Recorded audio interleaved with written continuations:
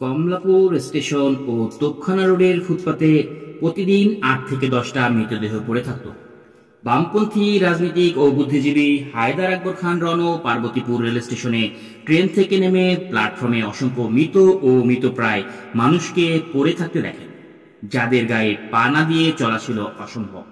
জুতার তলার চামড়া খেয়েও ক্ষুধার্ত মানুষ ক্ষুধা বৃত্তির চেষ্টা করত। গাইবান্ধা স্টেশনে ১৯ আগস্ট ৮৮ ডাউন লোকাল ট্রেন এসে ভিড়েছে। প্ল্যাটফর্মে পড়ে থাকা ক্ষুধার মৃতপ্রায় লোকটা বুক ঘষতে গিয়ে বোচাইন যাত্রীর উগলে ফেলা বমির ভাতগুলো গোগ্রাসে চেটে নিচ্ছে। দুর্ভিক্ষ নিয়ে লিখতে গিয়ে পত্রিকায় লিখলেন এক কলাম।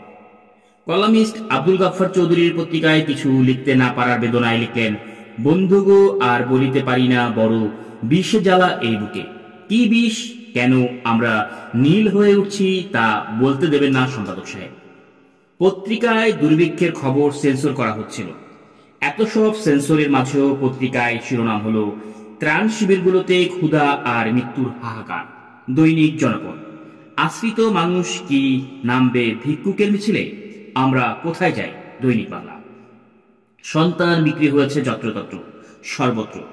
নারীর দেহ বিক্রি হয়েছে রাজধানীতে, শঙ্কা প্রকাশ করেছে সংবাদপত্র।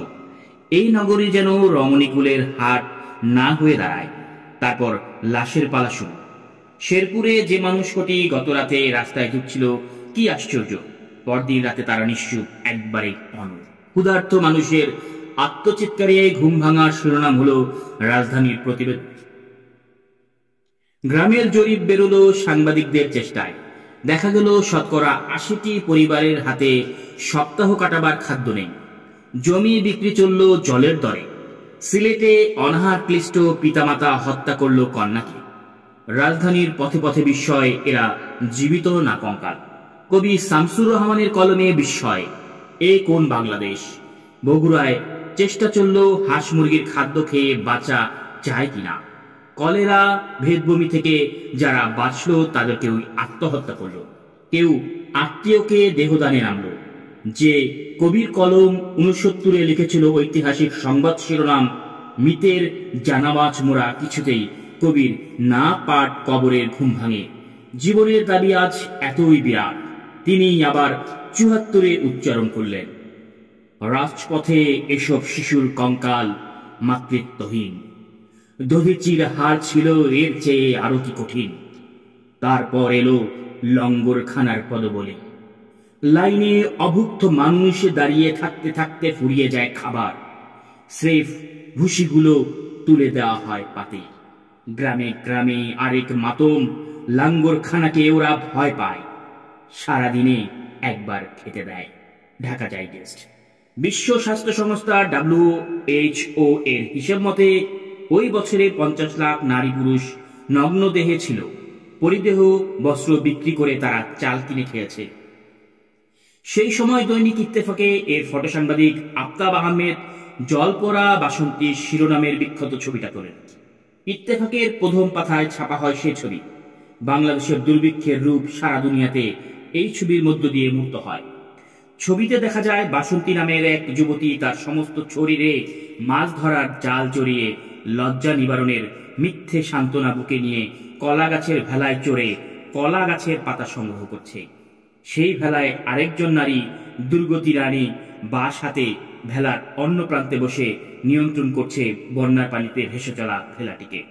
চরম দারিদ্র্য আর তার সাথে মিলিত ক্ষুধার দুঃসহ প্রতিচিত্র হয়ে ওঠে ছবিটা। দেশ বিদেশে তোলপাড় শুরু হয়।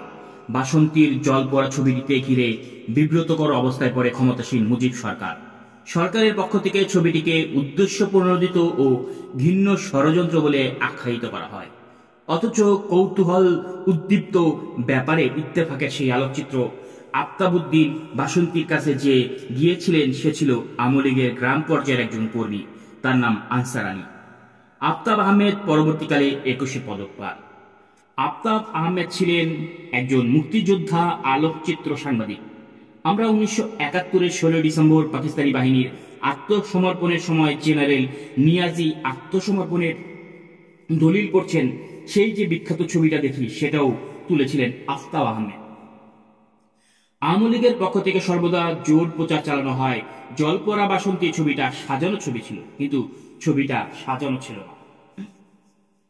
সবচেয়ে দুর্গত এলাকা ছিল রংপুর, ময়মনসিংহ, দিনাজপুর, সিলেট ও বরিশাল।